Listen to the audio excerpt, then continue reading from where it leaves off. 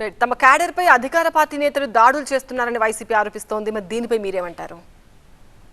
C ఎక్కడ మీరు చూశారు మాచర్లలో జరిగిన ఇన్సిడెంట్ గడిచిన 30 సంవత్సరాలలో కూడా ఆంధ్రప్రదేశ్ లో ఎన్నికలు జరిగినప్పుడు సెంట్రల్ ఫోర్సెస్ వచ్చి వాళ్ళు కంట్రోల్ చేయాల్సిన పరిస్థితి ఎప్పుడూ రాలేదు.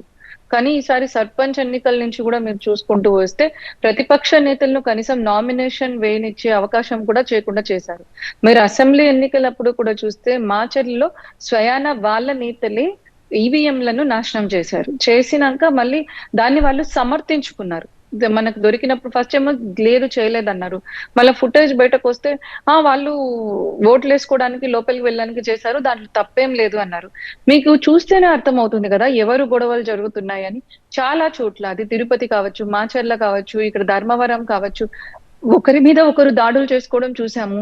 కేంద్ర బలగాలు ఎలక్షన్లు అయిపోయినాక వారం రోజులు కూడా ఇక్కడ ఉండాల్సి వచ్చింది. బెంగాల్ ఆంధ్రప్రదేశ్ లోనే ఉండాల్సి వచ్చిందంటే అప్పుడు అధికారంలో ఎవరున్నారు? ఇటువంటి కార్యక్రమాలకు, ఇటువంటి దుశ్చర్యలకు, ఇటువంటి దురాఘాతాలకు ఎవరు పాల్పడ్డారు?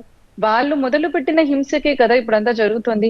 కానీ కూటమి నాయకులు ఎవరు కూడా ఫస్ట్ నుంచి కూడా ఇటువంటి ఆగడాలను వాళ్ళు సపోర్ట్ చేయట్లేదు. మీరు గమనించారో లేదో కానీ ఇక్కడ మీకు కర్నూలులో కూడా కూటమి నాయకులు చెందిన నేతలు హత్య కావించబడ్డారు. మీకు ఆర్లగడ్డలో కూడా అంతే కదా, టీడీపీ కార్యకర్తను పొడవడం జరిగింది. వాళ్ళ ప్రాణాలు పోగొట్టుకున్నారు. ఇది కూడా మీరు ఎందుకు మాట్లాడటం లేదు?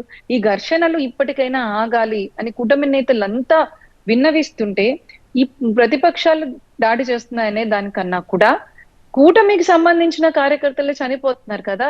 నిజాలు తెలియాలి ప్రజలకి. ఈ హింసను స్టార్ట్ చేసింది ఎవరు? కేంద్ర బలగాలు వచ్చినా కూడా ఈ హింస ఆగకుండా ఇంత కంటిన్యూస్ గా ఆంధ్రప్రదేశ్ చరిత్రలో మనం చూడలేదు ఎప్పుడు. ఒక బెంగాల్ లాగా ఎందుకు మారింది అంతకు ముందు? అది వాళ్ళే ఆన్సర్ చేయాలి, వైఎస్ఆర్సీపీ వాళ్ళే.